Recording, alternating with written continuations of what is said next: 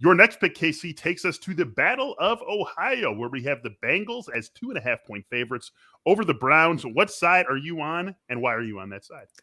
I'm on the Cincinnati side of this because I don't think that the world seems to be recognizing just how injury riddled the Bengal or the Browns are. Mm-hmm. And the Browns have injuries. Their offensive line, they've got injuries in their backfield. Baker Mayfield's banged up. They had 14 people on their injury report on Wednesday, and there were 8 who didn't practice, and there were 6 who had limited practices. And that doesn't even include, including the players who had full practices who are banged up, but they're going to be listed as that, because I presume they're going to play.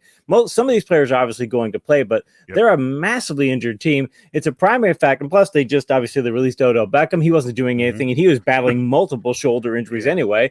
But they let him go. A primary factor as to why Cleveland has lost 3 of its last 4 games, and they scored 17 or fewer points in 4 out of their last 5 games. And they're facing a Bengals team that scored 106 points over the past 3 games, and now they're returning home after playing 5 of the past 7 contests on the road. So I think they're going to be well rested for having a home game.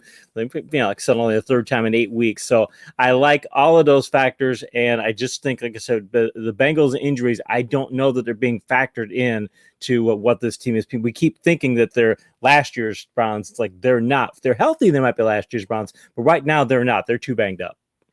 Any concerns about addition by subtraction, getting rid of Odell and getting him just off the sideline and totally out of the team's psyche?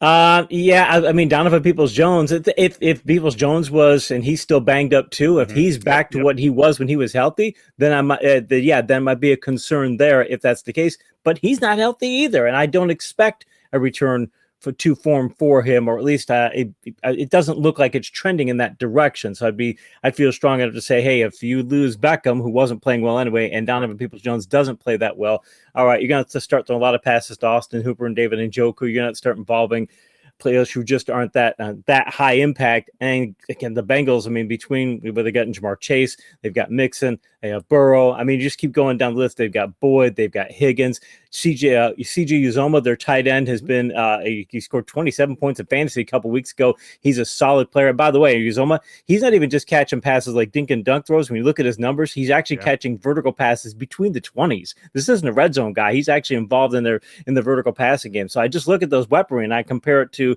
Cleveland's weaponry and offense, and I say, boy, there's a massive amount of differential there for Cincinnati, enough to where I feel comfortable giving 2.5. You wouldn't necessarily have thought that this would be a game that could potentially be defined by the defenses, even as recently as a couple of weeks ago, and certainly not before the season.